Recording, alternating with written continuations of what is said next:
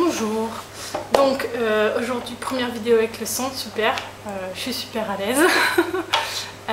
Donc aujourd'hui on va parler des produits que j'ai pu tester de la gamme L'Oréal Studio Secret Professionnel, qui est la nouvelle gamme Pro en fait. Donc j'ai pu tester le pinceau, le fond de teint pinceau et surtout la base glissante que j'adore maintenant.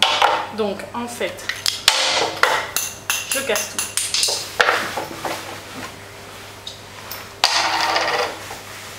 Donc en fait, la base glissante, c'est dans un petit pot en verre, une espèce de pâte blanc, rose, une couleur indéterminée on va dire. La texture est très pâteuse, je ne sais pas si je vais pouvoir vous montrer.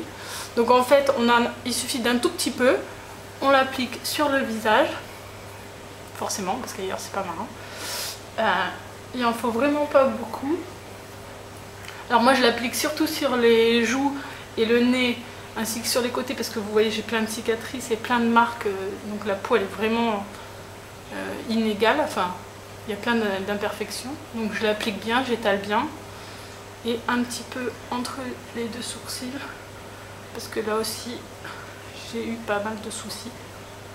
Donc une fois que c'est très bien étalé, bon alors bien sûr juste avant j'ai hydraté ma peau normale, donc la peau est vraiment douce, il n'y a pas de... Bon ça ne doit pas se voir, hein. Mais bon. Du coup ce qui permet d'avoir la peau quand même pas mal bien unifiée en termes les pores, les imperfections, pour pouvoir appliquer le fond de teint.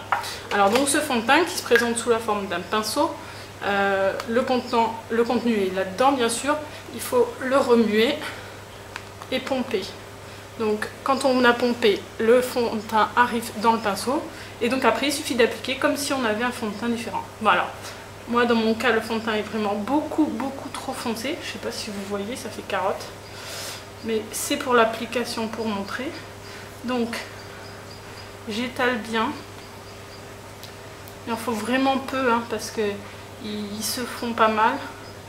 Alors bon, forcément au niveau de la couleur c'est pas du tout ça. Mais au niveau du rendu, c'est vraiment très bon. Alors on va fondre ça un peu, histoire de ne pas avoir l'air de Madame Carotte. Donc en général, on fond de l'intérieur du visage vers l'extérieur, mais là je voulais faire deux zones, donc le côté non colorié on va dire, vu que c'est orange, et le côté coloriant. Donc mis à part que je donne l'impression d'avoir fait des séances UV uniquement d'un côté. Ah ouais. J'ai bien pris le soleil on va dire. Au niveau du rendu, c'est vraiment plus facile à... Enfin c'est très facile on va dire. C'est très facile à étirer. Le fond de teint il se fond bien. Ça fait pas des marques, ça fait pas... Bon là j'en ai un peu mis trop vers l'oreille. Bon ça fait pas des horribles marques, ça donne pas un rendu poudré. Et ça, moi je sais qu'à cause du duvet, j'aime pas trop ça. Mais là le fait que ce soit pas poudré c'est vraiment plutôt sympa. Je suis blanche de ce côté là, je suis marron de l'autre côté. Donc... Oh yeah. Je recommence de l'autre côté, donc on voit bien la différence de couleur, ça c'est clair. Du coup je suis obligée de m'en mettre partout, sous les yeux, autour des yeux, dans les sourcils. Allez, on va dire qu'on fait rapidement là. Parce que c'est vrai qu'au niveau facilité d'application, il n'y a rien à faire quoi. Il y a le pinceau qui est déjà fourni, c'est vraiment... pas mal. Moi à la base j'étais pas du tout convaincue par ce genre de fond de teint pinceau, mais à l'usage c'est vrai que les matins où il y a besoin d'aller vite et d'éclater tout, d'aller vite surtout, c'est vrai que c'est bien mieux. Donc voilà. On va prendre les oreilles, je fais un peu dans les cheveux. Pour d'éviter parce que alors là niveau démarcation c'est pas mal. J'essaie de frotter un peu tout ça. Voilà, je suis bronzée. Donc par contre, à l'usage, je sais pas du tout combien de temps ça peut durer. C'est pas très hygiénique parce que c'est pas nettoyable. Mais bon, à mon avis, c'est pas le genre de fond de teint qu'on garde pendant 6 mois dans un placard. Donc tant pis, on jette le pinceau avec. Voilà. Donc voilà, donc au niveau du rendu, même si c'est foncé, on va dire qu'on va oublier que j'ai mis la bonne couleur de fond de teint. Et que je suis pas en train de perdre ma lentille. Donc on va dire que c'est la bonne couleur, mais au niveau du rendu, c'est légèrement humide, on va dire, pour l'instant, le temps que le fond de teint que la peau boive le fond de teint en fait. Mais c'est vrai qu'au niveau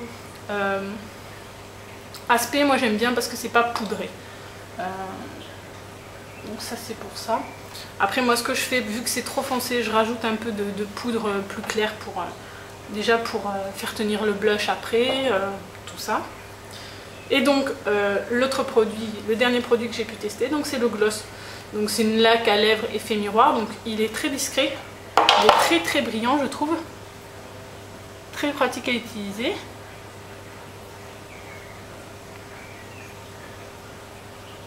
Et on entend moins.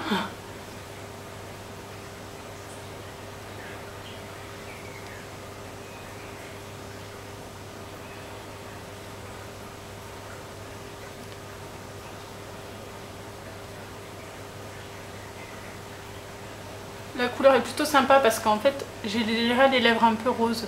Oh, pas pratique de se maquiller en parlant.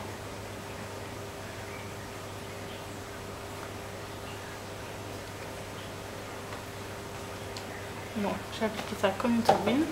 Mais du coup, bon, c'est très brillant, c'est plutôt sympa.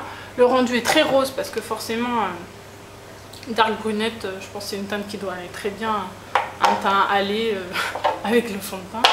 Et donc très brillant, et ce qui est bien c'est qu'on peut moduler l'intensité parce qu'il suffit d'en rajouter un peu plus et on a plus de couleurs. Alors moi j'aime bien comme ça parce que c'est plutôt discret. Et on peut le forcer. Un peu comme ça. Voilà. Alors ce qui est bien c'est qu'il colle pas. Bon alors par contre faut pas se balader pendant l'orage avec parce que les cheveux dans le gloss burk. Mais il colle pas, enfin on n'a pas l'impression d'avoir les lèvres ultra pâteuses, ultra collantes. Et il est très très brillant quoi. Donc voilà. Donc avec tout ça, un petit make-up bleu, ça serait pas mal. Je vais un peu éclaircir ça parce que du côté je reviens de vacances aux Canaries, c'est moyen. Donc voilà. Donc surtout, enfin si j'avais qu'une seule chose à acheter dans cette gamme, moi ce serait la base lissante parce que du coup le grain de peau est quand même beaucoup plus joli. Et le fond de teint accentue pas les défauts. Alors que généralement le fond de teint, il suffit d'en mettre sur une peau comme ça et c'est l'orage. Donc voilà. Donc moi je suis très très satisfaite surtout de cette base lissante. Le fond de teint je vais le tester en plus clair ou le garder pour l'été. L'été je pense qu'il serait peut-être un peu trop épais. Moi j'aime bien les trucs plus légers donc voilà. Et le gloss nickel, application pratique et en plus dans le sac à main. C'est un tube, un peu comme les Juicy tubes de Lancôme, donc au final, ouais, pratique. Voilà, donc désolée pour ma voix, pour ma lettre, et je vais passer au maquillage. Voilà, ciao!